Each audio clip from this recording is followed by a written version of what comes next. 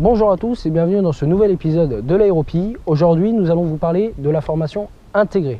Vous avez toujours rêvé de devenir pilote de ligne, mais aujourd'hui vous n'avez pas d'expérience. Cette formation s'adresse à vous. Jingle et explication.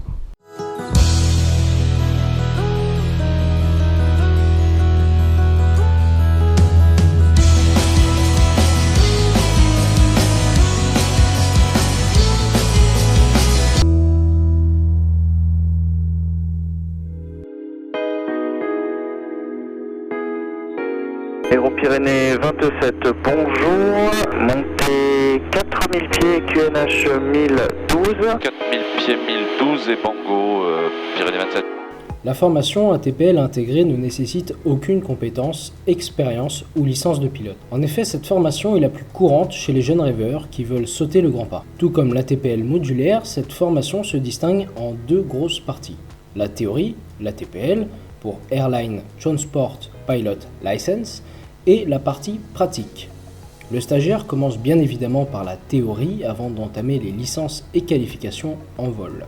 Cependant, chez Aéropyrénées, il pourra d'ores et déjà débuter la phase de vol initiale en parallèle à l'ATPL. Les avantages se voient nombreux, motivation, visualisation des cours théoriques de façon concrète, et encore, cela peut apporter une meilleure compréhension de la partie théorique. Aujourd'hui, au sein d'Aéropyrénées, nous proposons 3 rentrées en intégré, en septembre, en janvier et en mars. Si vous passez le bac, par exemple, admettons que vous avez les résultats en juillet, vous pouvez intégrer la formation directement à partir du mois de septembre. Cette formation, en septembre, va démarrer par la partie théorique.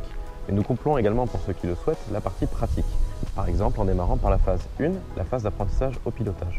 De cette manière, vous allez pouvoir découvrir un petit peu le monde aéronautique, la pratique, avec les premiers vols qui vont être réalisés, et de cette manière, beaucoup mieux assimiler toute la partie théorique, et ainsi mieux comprendre les modules qui seront enseignés par la suite sur les 14 matières et certificats.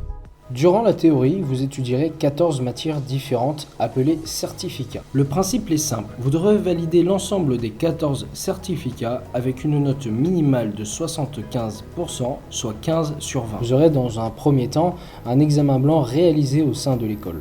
Si celui-ci est concluant, vous pourrez dès lors le présenter auprès de l'aviation civile. Vous disposerez alors de 18 mois à partir du premier passage de votre premier certificat pour en valider l'ensemble sous 6 sessions, sachant qu'une session regroupe plusieurs modules.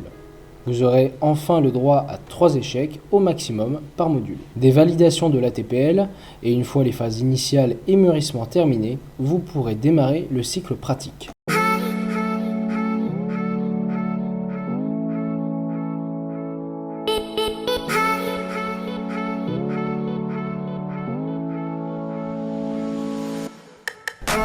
Mes élèves qui sont en formation théorique actuellement et qui ont donc choisi en parallèle de faire les phases pratiques, tout simplement ils ont leurs cours la journée et moi je les récupère après leurs cours vers 16h généralement. Au fur et à mesure des heures de vol, au fur et à mesure des leçons, on va pousser un petit peu plus dans la difficulté, commencer à aborder les virages, les montées, les décollages, les approches et les atterrissages.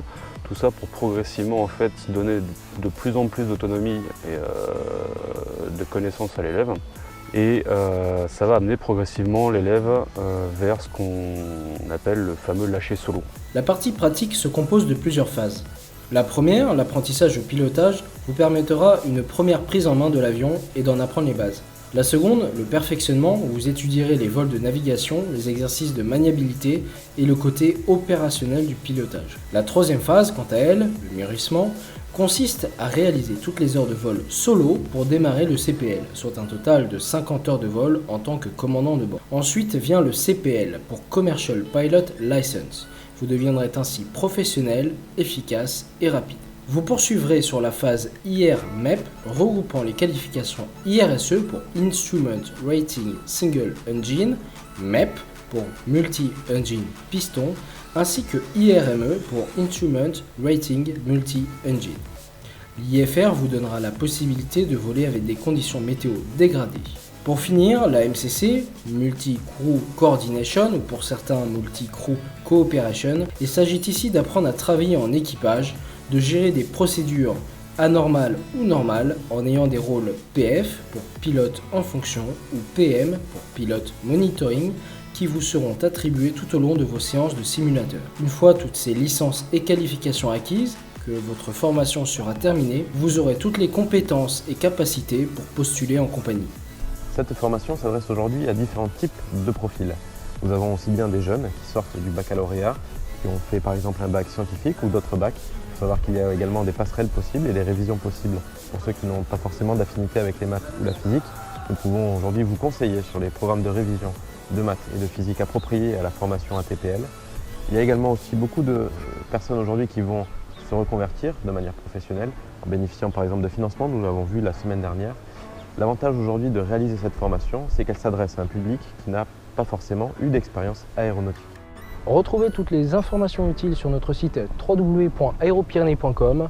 La semaine prochaine, la nouvelle formation ATPL 1G, une formation qui reprend le cycle ingénieur aéronautique couplé à la licence pilote de ligne. Rendez-vous mardi prochain à 18 h. Sur ce, à très bientôt.